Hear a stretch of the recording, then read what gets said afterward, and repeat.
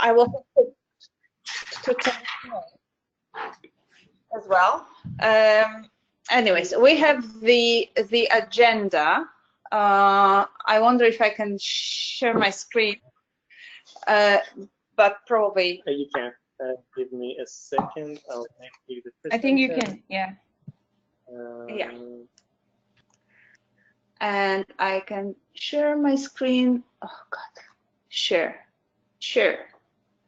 my screen. But I'm muted because I'm here. Okay, it's fine.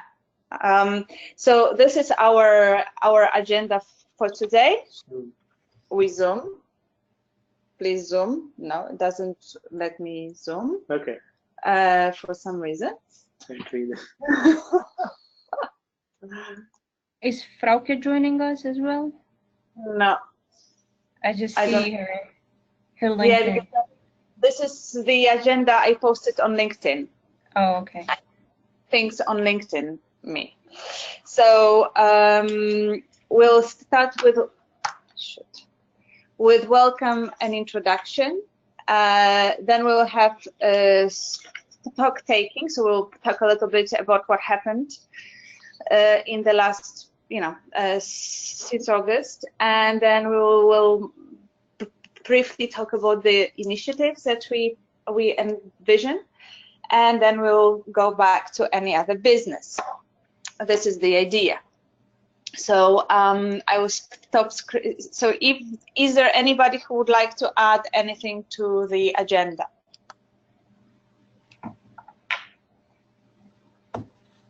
I take it as a no. So I stop sharing my screen, and we can move to welcome and introduction. So I welcome you. My name is Agnieszka Wejnar. I am a new chair of the North American chapter. I stepped into this role in January. Before we were sort of co-chairing with Harry, who was the first chair of the chapter. She's now back in the Netherlands, and she cannot be with us because it's 1 o'clock. Yeah, she sent me an email this afternoon, and she was really apologizing because of that. But it's like 1 a.m. there, right? Yeah, I mean 1 a.m. Yeah, but we understand this. But on the other hand, we are really happy that we can do something on the West Coast, because usually when we do meetings on East Coast, the West Coast has to wake up like at 6 o'clock in the morning to talk to us. So this is the first time that we are actually in the convenient time zone for the Westerners. Well, we will have it recorded if possible, and then we will share the minutes of the meeting with Harry and Catarina Pereira, who is another member of the management team who is based in Europe. She's in Brussels, and she's our EU liaison until the end of this academic year. So a quick round of introductions, I would say. I will go here. Okay. Hello. Hi. I'm Dr. Brian Neal, and I'm kind of new to the Marie Curie alumni team, even though I've been part of the Alumni Association since 2015 when I finished my fellowship in Luxembourg. So happy to be here. And you are based in Florida, yeah. So, then there. Me? Okay. Are you moving? They can hear you from the. Okay, perfect. So, can you hear me? Yeah. Okay. I'm Elena. I'm based in Eugene, Oregon, at the university, and I am a first-year Marie Curie fellow. And yeah, I'm working in paleontology, and I joined the North American chapter, and I'm responsible for the West Coast. So I think in the next month and years we can join more people from the Western Coast. I really hope this. I'm Ali Nasseri, and and I work with Defense Research and Development Canada, and I did a ESR project, a fellowship a couple of years back. That's me. And you are based in? I'm based in Montreal. And now the online people. The online people, yes. Well, I already said I only want to say that I forgot to say that I'm based in Ottawa. So I can continue then, if everyone like I cannot see it, so it's just Elena, Ali, and Brian and Agnieszka. Is that correct? In the room. All right, nice to meet you guys. I'm Christina, and I'm located in Cambridge, sometimes in Boston. I'm doing my second year of postdoc Marie Curie Fellowship in MIT, and I've been involved for almost a year in the Marie Curie Association North American chapter, and it's been a delight, to be honest. It felt for me like and it still feels like a family. So that's why I'm so eager to meet other people and to share my experiences with other Marie Curie fellows. A lot of times we have different difficulties, and a lot of times we are afraid to reach out to other fellows and to ask for support. And I think this is one of the reasons why the Marie Curie Association here in North America is in order to really provide that support in transitioning from Europe to US and Canada and back to Europe. So I really like this idea, and that's why right now we have new members, and I'm so excited to start working with them. So Clara, welcome to our management board. Thank you. So I guess this is your turn, Clara. You have been. My turn. I was expecting to be the last one for some reason. Okay, so I'm Clara Pereira, and I'm currently in Boston in my second year of my Marie Curie Fellowship. I work in genetics in Dana-Farber Cancer Institute that belongs to Harvard. And yeah, and I met Christina and realized that the association exists, and I realized that it would be awesome to start being involved. Actually, because I haven't met any other fellow. So yeah, I'm excited to see what's going to happen. And I'm Portuguese. Welcome. Well, we heard about Federico, but not everybody, so.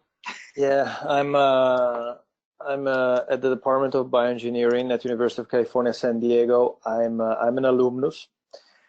I did my fellowship, the old IOF, because I got the grant the last year of FP7. So I did the IOF in 2014 through 16. I did it here at UCSD. Then I had the return phase at Politecnico in Milan. And then I got back here because the collaboration continued. I've been also active with the Italian chapter, but as I said before to who was already online, I've been interested also in helping with, or anyway, getting interested and involved in the North American chapter. So that's why I thought this online meeting was a good opportunity to meet with you guys. That's Ciao, Federico. Great to see another Italian.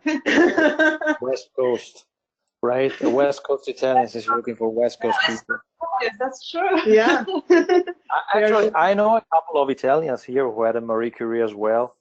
And I don't know, sometimes people, and I mentioned to them, get involved with the Italian chapter too, or, you know, with the association. Sometimes people, I don't know, they don't understand the potential.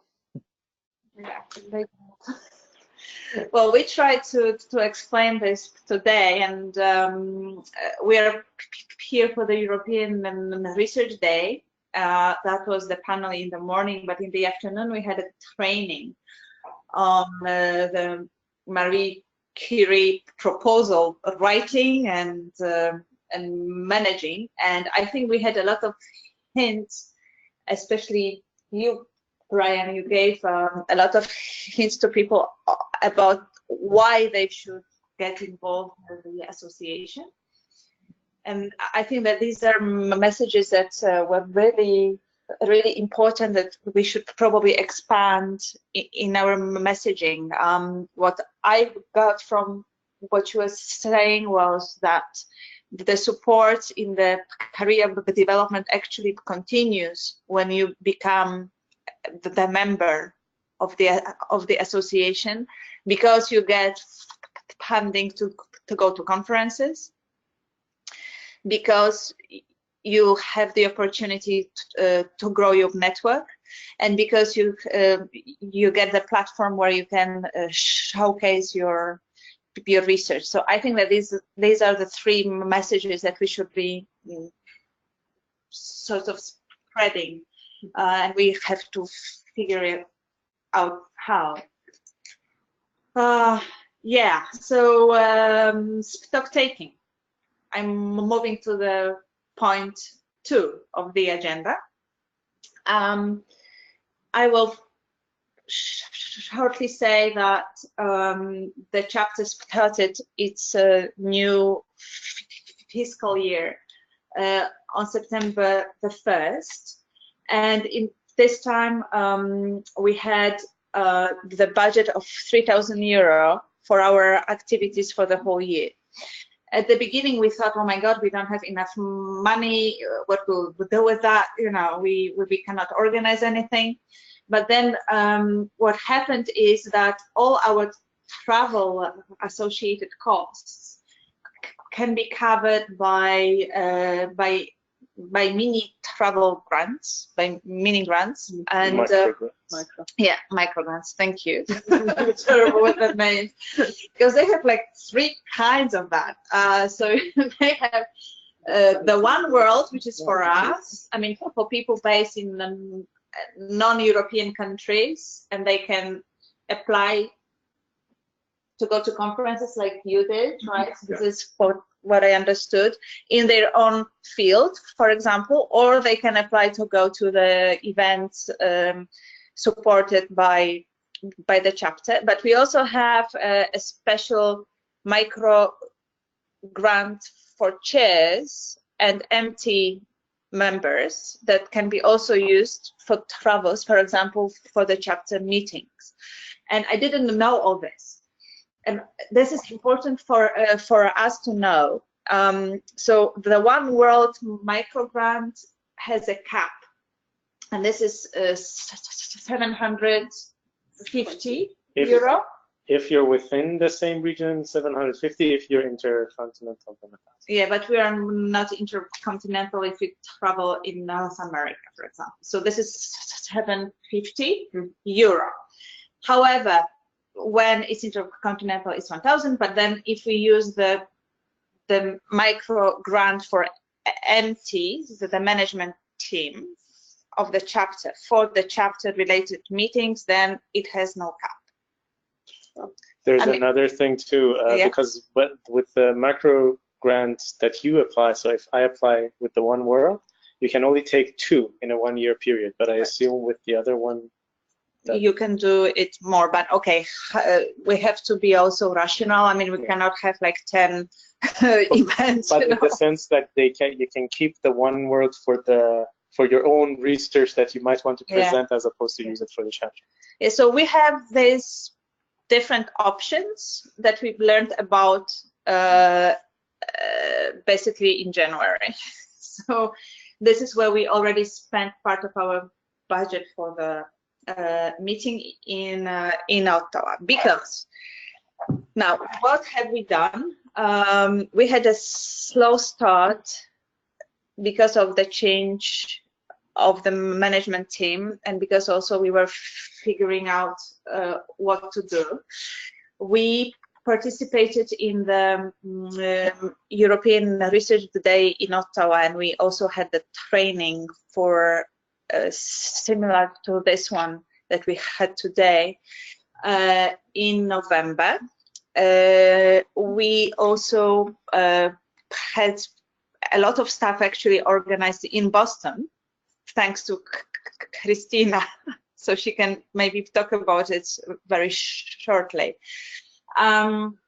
And then we partnered with Euraccess North America. So this is why we participated in the European Research Day, but also in the European Scientific Diaspora meeting in December. So what happened is that we tried to actually use and to pool the resources by cooperating with Euraccess. This is much more effective in the region we are in, because we are spread, it's big, we get better visibility and the recognition when we are partnering with Euraccess. This is what we figure out, and this is what we will continue to do. We also have other partners, but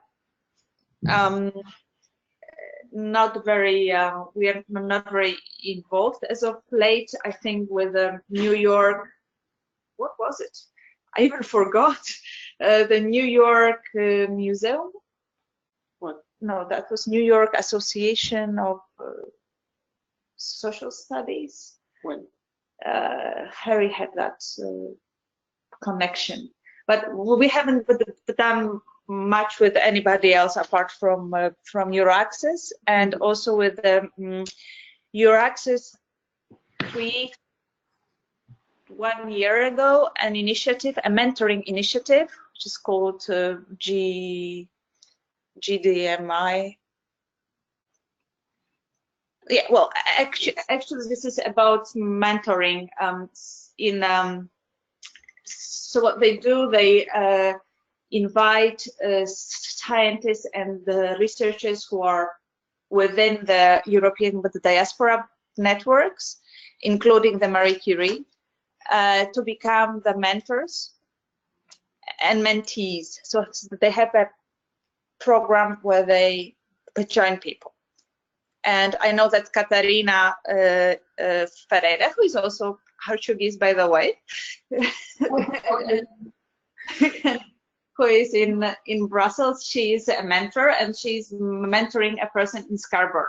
So this is an interesting way of also getting involved, and we have to think about it, how we'll be promoting this initiative. Right, and so we also participated in the General Assembly in Vienna in February, where we learned a lot of interesting things. For example, that there are plans of moving the whole Marie Curie Alumni Association off Facebook in a sign of protest. I like the idea, but you know, it's controversial, so we are talking.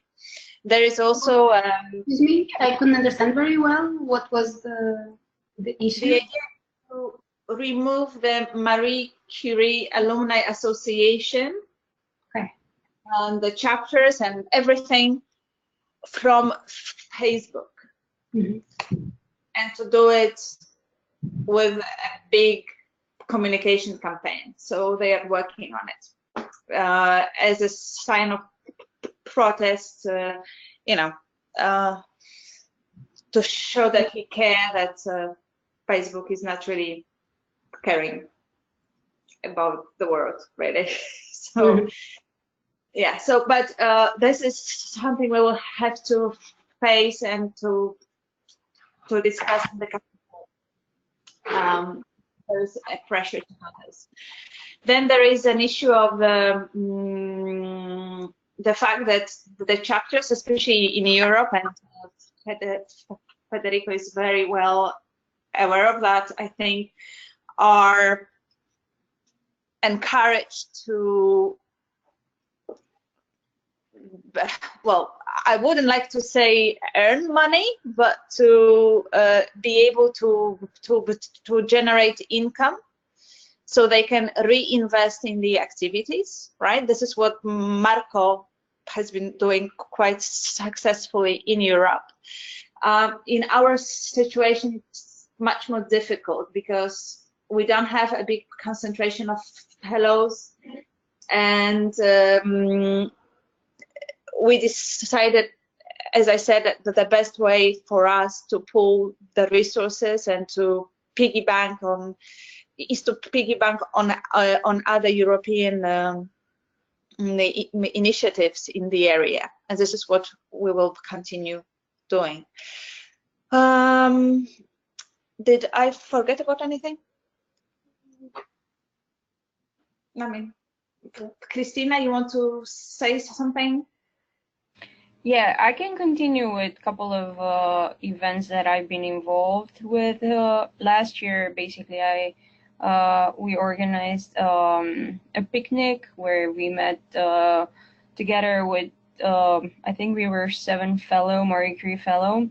And for the postdoc appreciation week, we kind of like gathered, not informally, and it was interesting to kind of like share experiences and difficulties and struggles. And I think this is something that we have to kind of like think about, supporting each other more.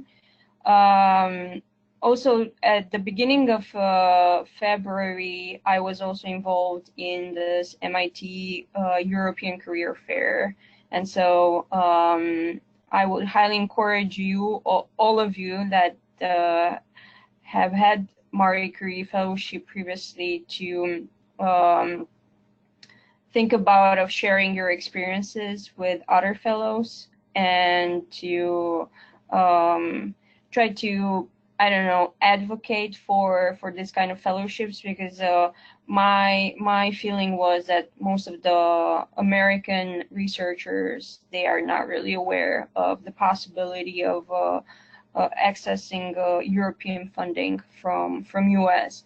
And of course, it's just a different dynamics. Most of the researcher here in US, they would like to stay in US, not necessarily go back or go to Europe. But it really depends on their research interests and collaborations that they are building. So we've been having very good connections, and we've been building collaboration with Euraccess. And in particular with Victoria, unfortunately, she's going to, I think, move back to Europe. I'm not sure exactly what are her plans, but at least at the end of this year, she will be finishing her job with Euraccess. I'm not sure who we will be collaborating with after, but hopefully we will be continuing this collaboration. And now I'm very much focusing on getting more Marie Curie fellows on board, especially because we are covering such a huge geographical area, and we actually don't know each other. As Clara mentioned, that we've been here for almost a year, and we've never had the opportunity to meet before. So also reaching out to other Marie Curie fellows. I'm not sure exactly what would be the best strategy in order to inform the fellows beforehand. We were discussing last year about having the European Commission having like a short text at the end of the letter when the fellows are informed of their fellowship, of the funding. There should be some sort of a text, kind of like sending the information about our chapter.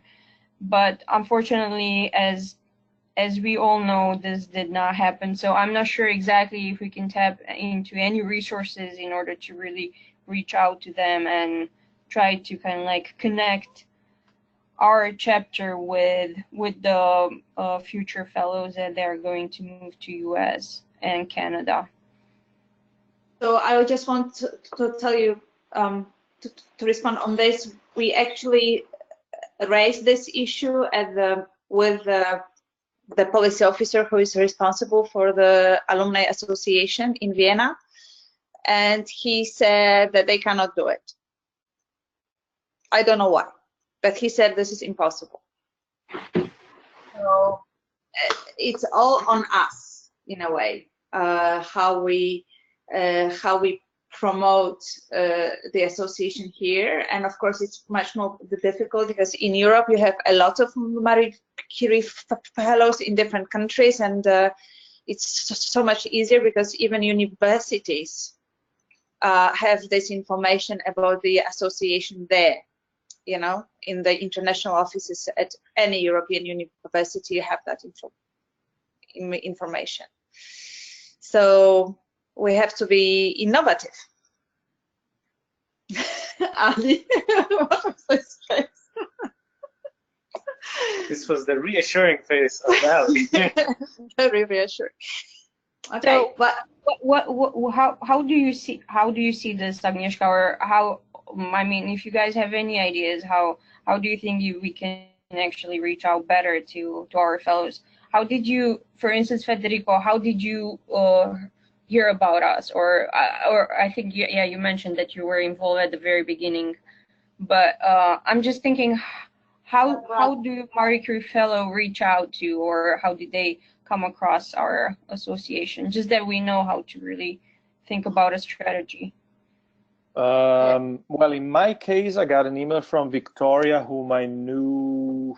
So when I started my Marie Curie, January 14, then in March, late March, there was an event, very few people, but a very nice event at Columbia, New York. So I traveled there, met some people, met Victoria. And Victoria kept in touch with me, came once to San Diego for an event. I met with her, and then she put me in touch with these people. I mean, some of you may be honest, I don't remember, but I'm not sure because 2 years ago, maybe they're already left. One thing, I know that the commission, you know, everything you ask them, if it's, you know, if it's not checking a box, if it's out of their boundaries, it's impossible. You know, that's exactly what they say. I know that.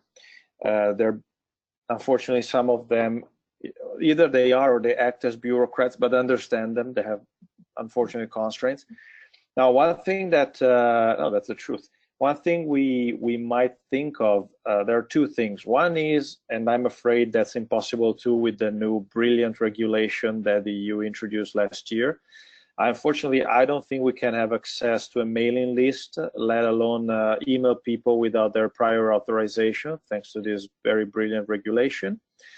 The other thing is, though, this I think is possible, rather than thinking of, so basically, you know, if you get a Marie Curie, you have some type of affiliation with Europe. Unlike the incoming fellowships, if they still exist. Sorry, I'm bad with names, but as I told you, you know, I was the last cycle of FP7. I know names have slightly changed, but the concepts are the same. I mean, even in the case of an incoming fellowship, the reintegration fellowships were called once upon a time. You always have a site in Europe, right? So maybe if we could try, and this, maybe we can talk to Marco or to the general associations or the single chapters, reaching out to universities in Europe and try to have them work on advertising with the fellows that there's an association and there are chapters. For those who are moving to North America, there might be the way to, you know, as soon as they sign their contract for their Marie Curie fellowship with their European university, they already know about the association. And I mean, in my mind, having this support would be very good. I will give you an example. I don't want to, of course, hijack the agenda, but give me a minute. Something, for example, I struggled with when I came here. Now, you see, as much as bureaucracy is the worst ever for University of California and extremely inefficient as well, but they did one thing that I really appreciated in my first year. They did a series of seminars on taxation. I think as a chapter, I don't know if you ever thought of that. If I were a new fellow, Okay, great that UC does it. I don't know if other universities or research institute or even companies, I don't know if there are fellows with companies, there might be in principle. I think it's probably fundable. I don't know if they have the same access to these resources. I would be happy to help with that, for instance. And I believe that's something that a prospective fellow should greatly appreciate. And that would be a way, I think, that the chapter, you know, gains some traction with fellows, because, you know, we start providing a service, right? And that's along the lines that chapters do in Europe, you know. It's a practical thing, you know. We can, let me give you this other example. Now with the Italian chapter, I'm working quite hard at a career day. In North America, it doesn't make much sense to make a career day because fellows, I mean, that would be against the purpose of Marie Curie. Fellows are supposed to go back to Europe, right? But doing something useful and having the micro grants to set that up. So, but I believe maybe, you know, back to the original comment, trying to access the prospective fellows when they sign a contract with a European institution might be easier. Because, you know, if you ask someone the email contacts, I'm afraid the EU will, the commission, whoever will tell you that's impossible to them because of whatever. And second, now there's the regulation preventing you from reaching out to people. I don't know if someone would denounce you, but I don't think so. But, you know, in paper, you cannot do it now. So that might be my suggestion, trying to interact more with the, and I know we're North American chapter, but anyway, everyone who's if you think of the alumni who stayed here in the North America, if you think of the prospective fellows, you know, they get here through Europe still, and they will go back there. So maybe that's an idea. Oh, thank you so much, Federico, for your suggestion. I think it's amazing to have, like, actually last year I remember we had our chapter had a meeting and we were discussing about the taxation. It was not, I'm not sure if it was broadcasted. It was during the time when Hedy was still chair. I think it was the beginning of August or July, if I correctly remember.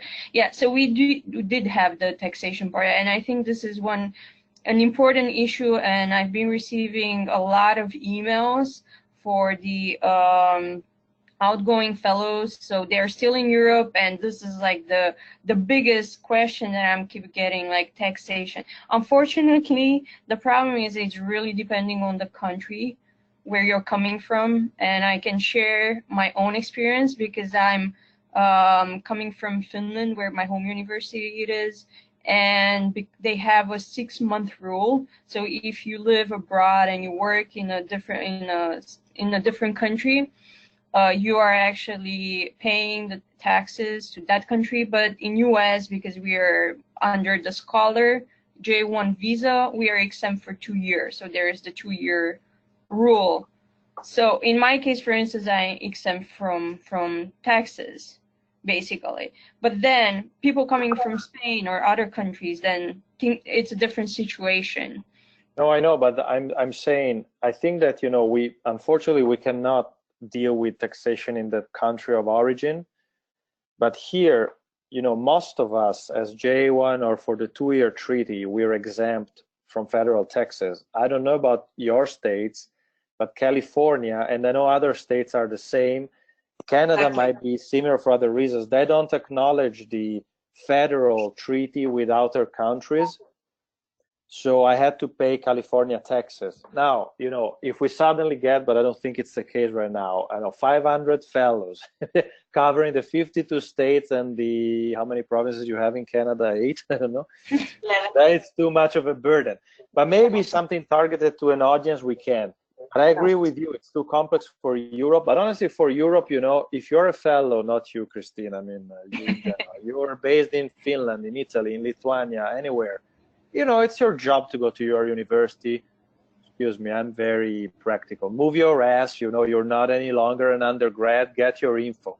Helping you here, I think we should be very willing to do that. But you know, up to the point where you ask me how to help you here, you have to understand in your country of origin how it works. For example, the example you gave. Now, you know, my case, you know, in Italy, I never had this problem. Elena maybe knows that. Because, for example, the PhD or postdoctoral fellowships in Italy are tax exempt. And I know in other countries, like especially Northern Europe, you know, you pay taxes, it's more like a job. I don't want to get into that. We know it's very different. But, you know, this is up to me to understand how it is in Italy, up to you in Finland, and so on and so forth. Now, when I came here, still knowing about the treaty, which I believe I think covers most of the European countries, the treaty of the federal government, and understanding a bit about, you know, California, Massachusetts, Oregon, that could be an interesting resource for fellows. And actually, like me, I became an expert on it. I always file my own taxes here. You know, we can put together some material and even have resources available. I don't know, I can probably make by now a quick instruction booklet for California. That's great. That's a great idea. Yeah, definitely. I think it would be very helpful. Certainly. Okay. No, because I think that Federico has now offered himself to run a webinar for us. Our You're resident hired. tax expert. You're hired. So we can work it out, because I think that it's also important for, I mean, in the Canadian case, it's very tricky. It's not obvious. The grants are not exempted, are not tax exempted at all. However, for example, I haven't paid any taxes because I was employed by the European University Institute that is tax-free in Europe, and I could argue that I'm basically EU employee. So, but that that's was fine. I kind of volunteer. We have time until March. I mean, you know, in America, April 15 is the deadline. You're not asking me to do it next week, so I'm fine. I would say, okay, I'm muted again. Okay, but I would say that this is something we should be planning for October, early October, and I will tell you why. Because I think we moved to 2.3 on the planned activities, actually. By the way, so we have 2 webinars in the pipeline, and Christina will explain about the one that is happening in June, maybe, and I will explain about the one that is happening in September. So we have one coming up at the end of June. So we have 2 possible dates. So both of our distinguished speakers are agreed to have it either on the 26th, either on 28th. So they are quite open. One of them is in MIT, so the time should be sometimes in the morning. I guess the option is either 10 o'clock or 11. So then the other distinguished guest speaker is in UK, so it's going to be around 3 or 4 in the afternoon. So then we can actually cover a larger pool of Marie Curie fellows, so both in US, Canada, and Europe. Well, it's 7 a.m. in Vancouver. I mean, this is early. Can we have it? So if we go, I mean, yeah, it's very hard. So would it be better to have it around 11 o'clock? Yeah, it's like 8 a.m. It's still doable, huh? But it's still difficult. It would Yeah. be 11:30. Let's say 11:30. I can still negotiate with them. 11:30, I want to say that is the minimum time, because otherwise all the universities are closed, and if we want to organize like a room with a share. This one, no. But this one, no. no. This is from home. Yeah. Yeah, so in this case you can do it at 8 a.m. Because people can follow it at home. So not before 8 a.m. So then it will be better to have it like around 11 a.m. Boston time. And then it would be like 4 in UK, right?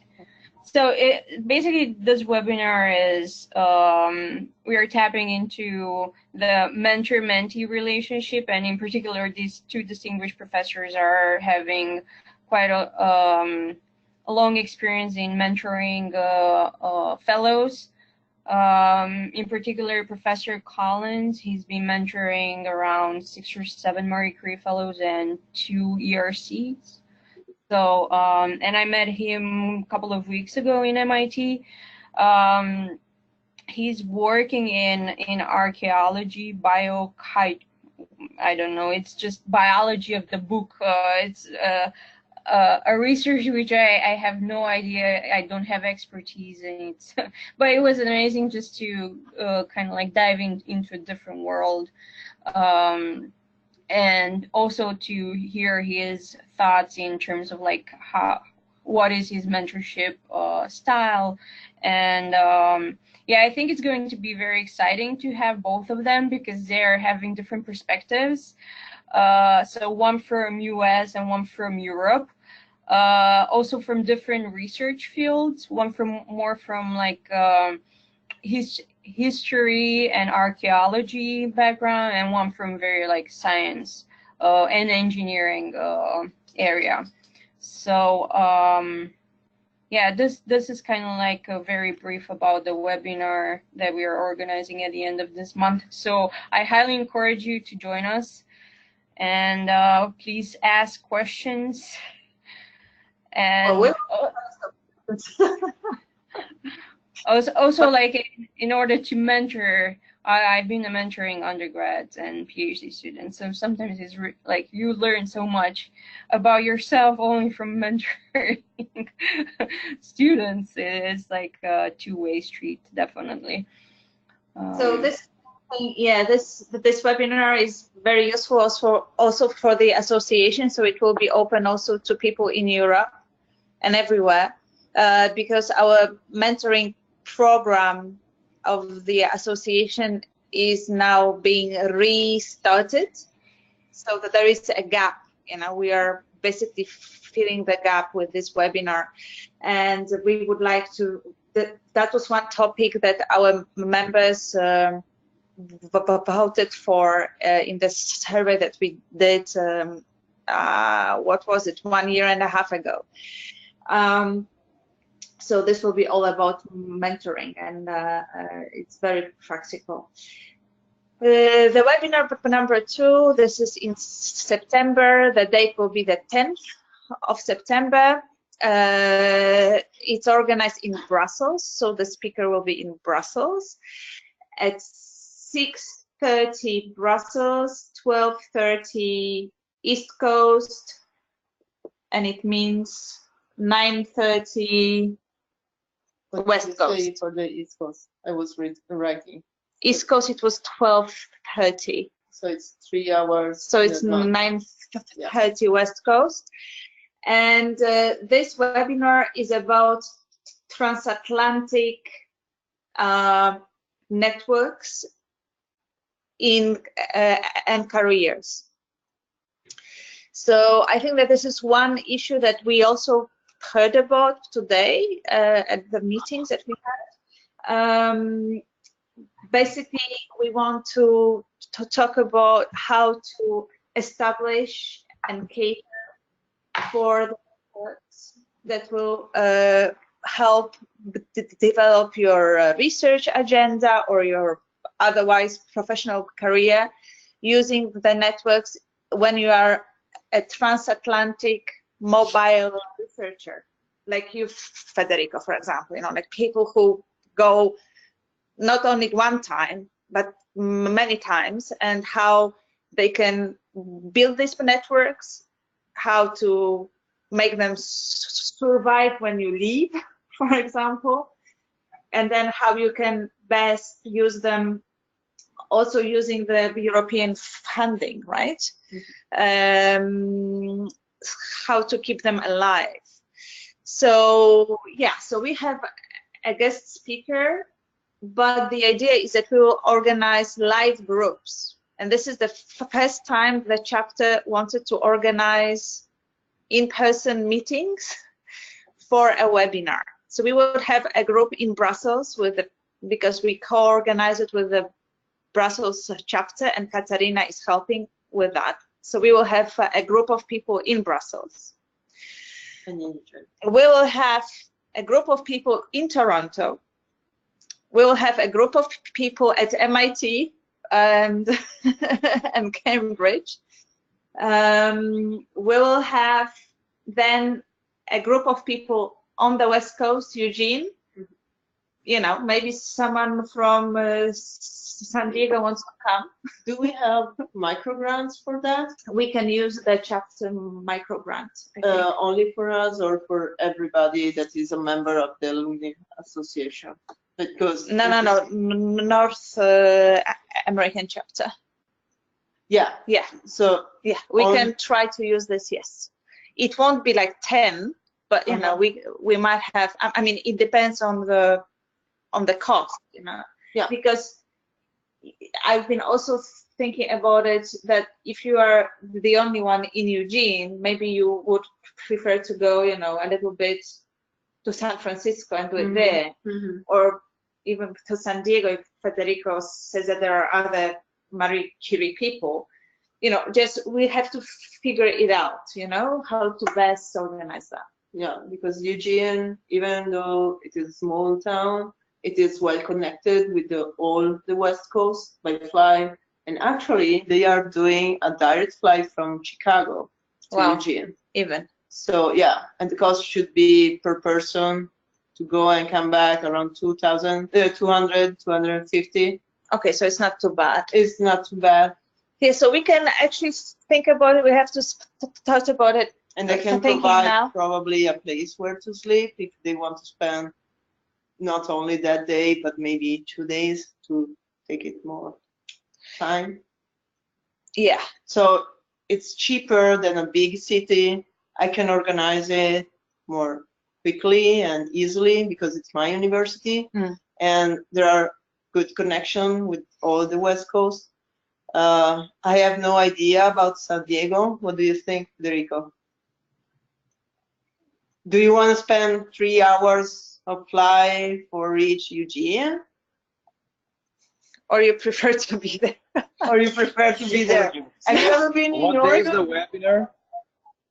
What day is the webinar? The webinar is about the transatlantic. No, it's 10. I don't know what day. 10 September. September 10th. Yeah.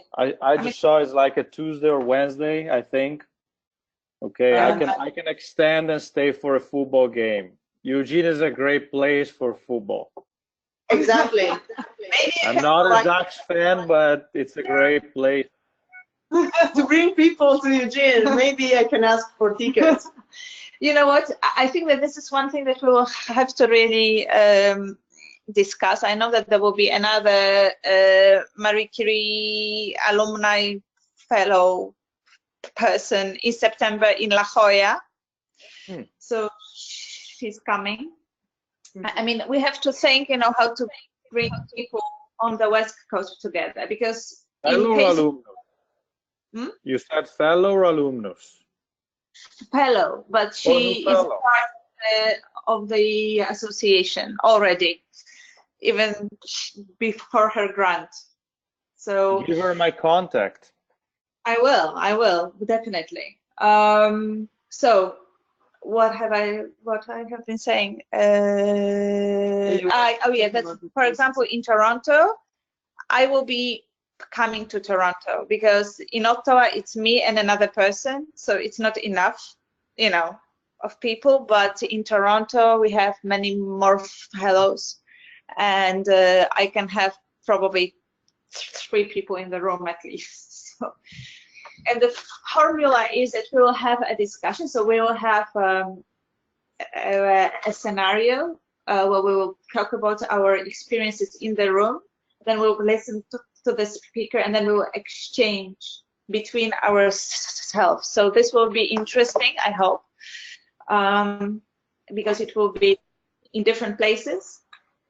And we hope that, yeah, that is it's pretty cool and pretty practical, I would say, as a webinar, as an event.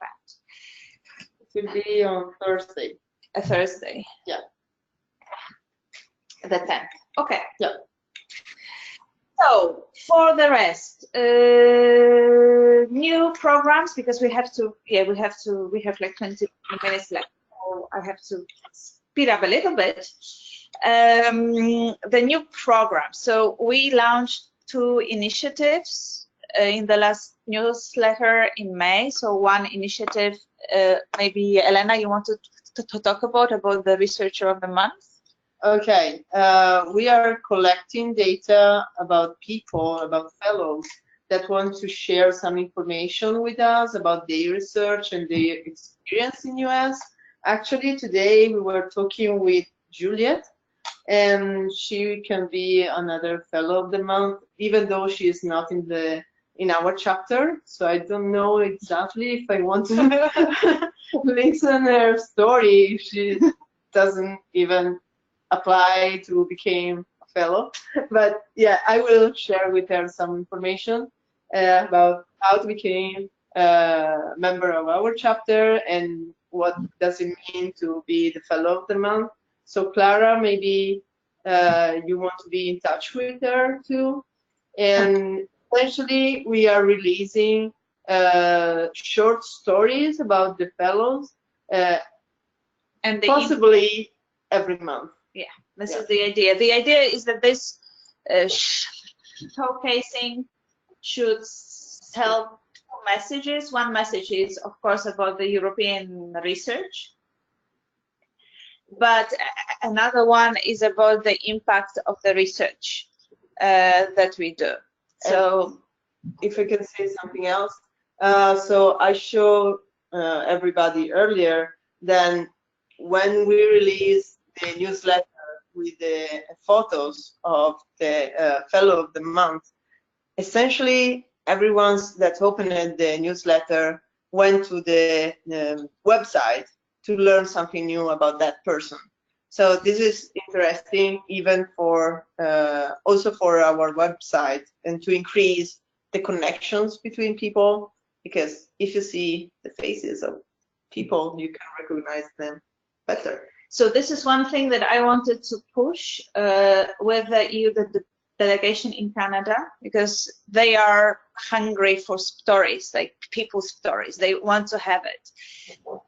I don't know how they will look at having the US-based people, you know, on the website or Facebook. But I think that if we are called North America, they will be happy anyways. So I wanted to ask them to actually reproduce these stories on their social media when we have them.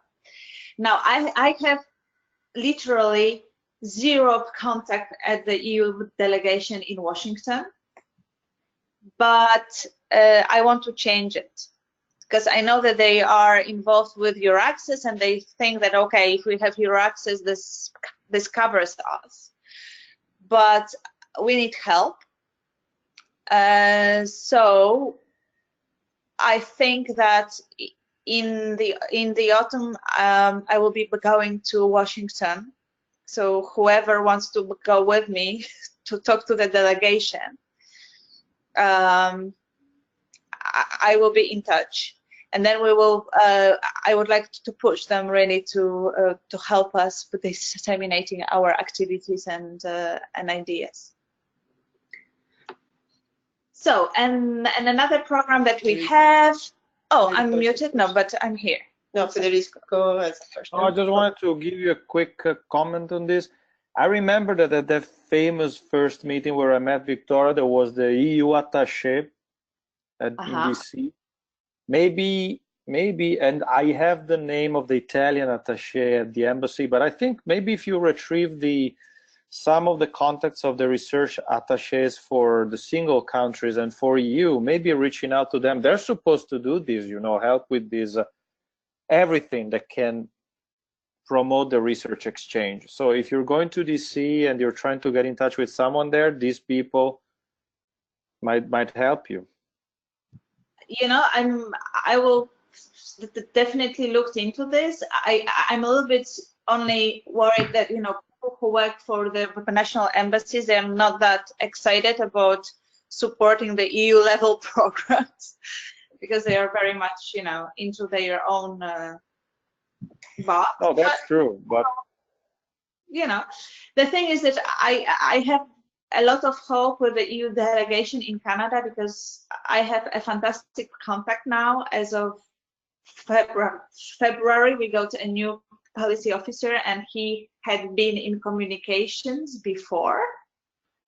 So he wants to communicate everything. So I'm like, okay, he's like, okay, but give me tweets. I'm like, I don't tweet. I'm not on Twitter. And he looks at me, he's a millennial, I'm old, but he's not. So he wants to really do things, right? And I think we have to really use that. Okay. Like we have to have the messages. Twitter. Yeah, give him tweets, and he will do the rest, basically. Okay. At least in Canada. Now in the US, we'll see, because we need to get the counterpart there. Okay.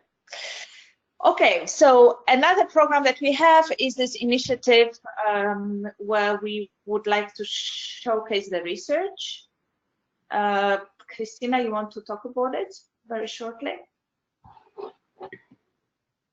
I think Clara had a question regarding your last thing. So Clara, please. Okay, it wasn't a question, and it was a little bit, it was related even more with what we were speaking before. I'm sorry for waiting so long for saying. So when Federico was saying that we should maybe reach out to universities in Europe to disseminate more the association, I think it's a good idea, but I would add to it that here we could do something as well.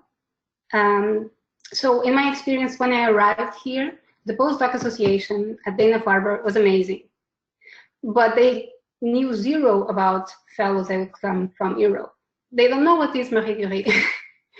But once they do, I think they can help a lot, because they really put everyone in contact. Actually, I knew about you because there was a Portuguese girl entering our institute, and she's a friend of Christina. So this is, I think, even if only we reach only to the universities that we know here in the US, it might already be a step forward, because the postdoc associations, if they work well, they can help us a lot, I would say.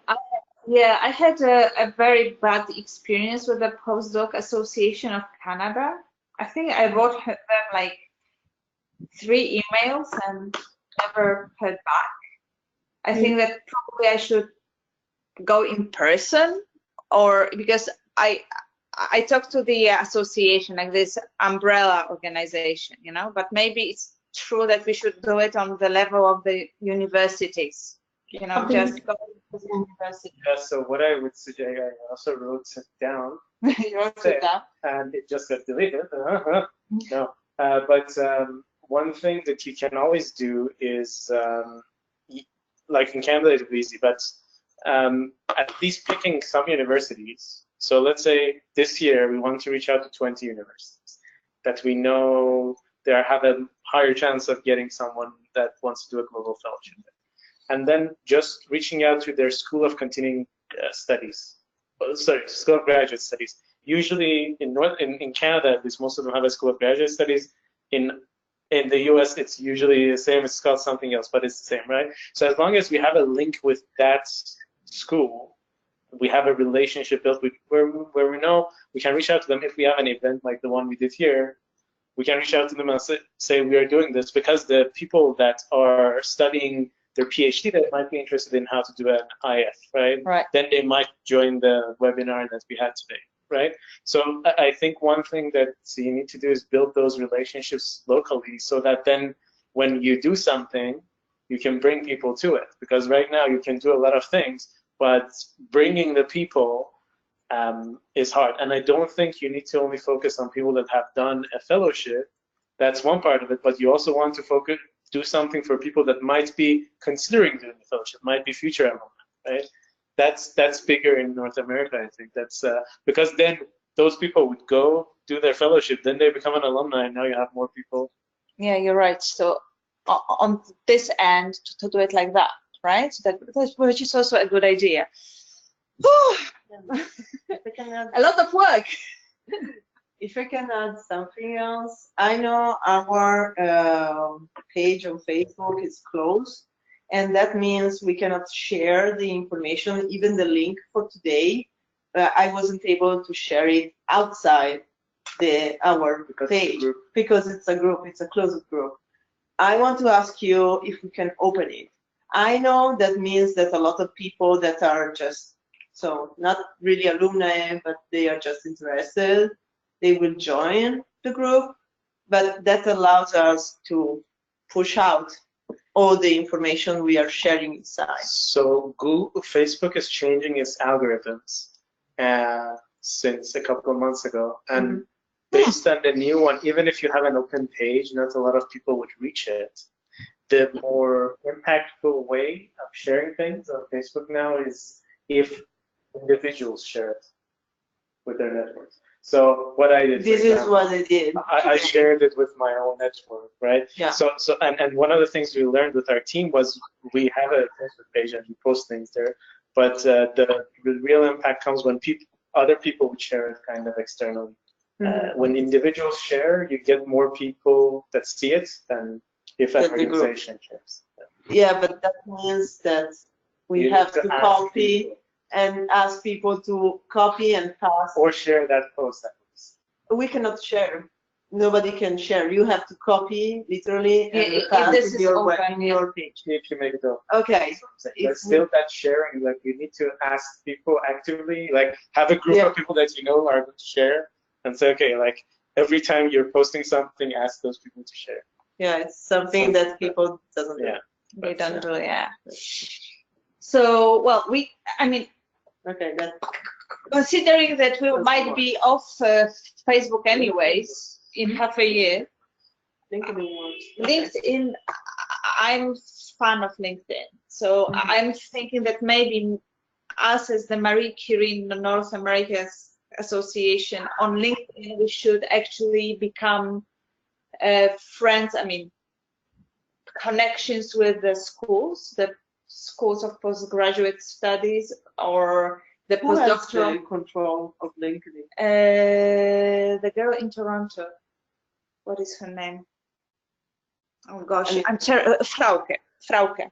Because she didn't share with us the password. No, but we will. Nothing. You should. I will work on it. You should ask to have multiple people as owners of the page. Exactly. That one person. Exactly. Yeah, we'll make it happen. Okay. I think that this is the ways, the best thing. Let's work on LinkedIn because actually what we are trying to do is work on career and professional development, right? And this is LinkedIn, I think. Okay, so yeah, we have it in the, Christina, sorry. This is the last thing. Could you share what we are doing for the ads?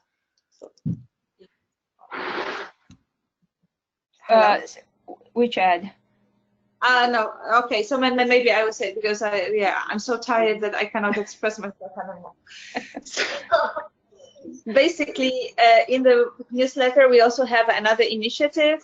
Let's celebrate together. This one. Right? Okay, yeah. So we've been working together with Elena on this, or actually, I'm not sure, Elena, if any of the fellows reach out with any news about their achievement, but I think we should encourage more in the following newsletter. So our idea was to really showcase different achievements, like just publishing in different high impact journals or presenting at different conferences. I think a lot of fellows, they have hard time in really like promoting them, which is obviously, I mean, it's understandable. Self-promotion, it's like sometimes humble bragging, it's good, but I mean, if as an association we can do that for them, it would be great. And also for their different activities they are involved, also the public engagement and communication part. So there are a lot of fellows that they are teaching their or communicating their science to high school kids, and these are very important activities that we also need to share with the Marie Curie community. So yeah, basically this is like in a nutshell our idea in celebrating the achievements of our fellows. But so far I think we need to be more active somehow. I don't know exactly how we should really make other fellows to share their achievements, and then we can celebrate together with them. So well, I will celebrate my book. Yeah, definitely. Yeah, definitely. We need to do that. I'm doing index, okay? I'm doing index to the book. So anybody of us has published something in the last couple of months? Do you publish anything in a couple of months? To send us information. Yeah, I can give Marie Curie credit for it, my acknowledgement. So I see. No, but you know, you just put it, so we put it on our social media. And we can also, if I was thinking right now about that, if they share like even the link of a new publication, somebody can spend like half an hour trying to read the paper and try to explain it in an easy way in few words, and we can publish it in the website, and it can stay there forever. And not only sharing the information about the publication through the social medias, but also in our website where people can just retrace where it is. And actually, I want to say that, for example, I'm going to a couple of conferences in a couple of weeks, and I will present something there. So that can be something that I can promote through our newsletter. I don't really like to do it like as a first person, because we are doing something for other people, not for ourselves. But I think that probably just releasing an example can help people to Absolutely. be less shy. So I want to tell you, if you agree, I can just put something down about that. And also, I want to change a little bit the newsletter, because it was you that you told us that it was too long to read. So I want to include more photos and less words, and more links when people can go more in detail about the information we are sharing. Yeah, Clara, go ahead. Yeah, so now you're giving a lot of ideas, I think. So we could even try to reach out to people and make, I don't know, photo contests, so that we can publish pictures of their city where they are in the US or Canada. But I was thinking about something else. I'm not sure if that's a good idea, but I don't know if the website could be a platform for publishing blog posts, as in, I don't know, we are scientists, we have so many interesting things to tell the world, right? So I just wanted to let this idea float, and this could be something that could reach them much more widely, because it's any subject could pop up on any search. So it would be a way of making the website more reachable. Absolutely. Oh my. So these, I feel overwhelmed with ideas at this point, and it's still not the end. So we are now at the end almost of the meeting, but we still have the last point, new ideas. We had a lot of new ideas, but still I want to recall two at least ideas that we had Elena had one and I had another. So Elena had the coolest idea, I think, about the If you go somewhere, the couch yeah, surfing for our members. yeah. I thought that was pretty cool. Okay, good. Thank you. So I had this idea because I'm going to LA for one of these congresses, and I realized that it's really expensive, and I don't want to spend my fundings for the hotels, instead to do something more strictly related to my research. So I said, maybe there is someone that can host me or suggest me some cool places where I can sleep and stay, or just giving me some tips of the city, because I will spend some time there, and I will, of course, I will focus on work and the conference, but also I will go there one day in advance and I will leave one day after. So yeah, and I can ask people in Eugene. I know Eugene is a small place, but maybe But it has football. yeah, that's football. And because we want to meet more researchers, and we want to create a network that goes over just the research, and maybe we can do a connection that is more personal. And so I think it's a good idea, and maybe people can just send us an email with that, like 2 weeks in advance, telling us, okay, I'm going to Boston. Is there somebody? Can you put me in contact with people that are in Boston? Because I will be there alone for 3 days, and I don't want to be there just for working. Can we use Google for this? Sorry? Can we use Google Forms for this? So if you want to do something like this, you should separate it from the organization because of legal issues. So the way to do it is you can create like using like Facebook or something like that, like a group, because you want to separate it from an organization. Why? Why? Because if that person goes there and something happens to them, then the organization is technically liable if you use the organization to connect them. But if they use your Facebook group to connect or some other group that is open, then you are not liable.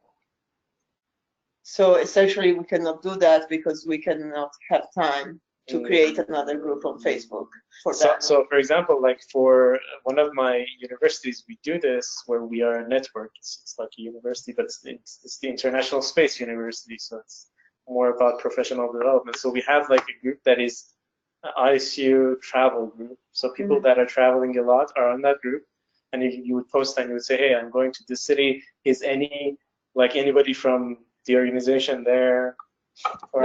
For a place to stay, I'm going to be in this town. Anybody has a cab? Okay. Something like that.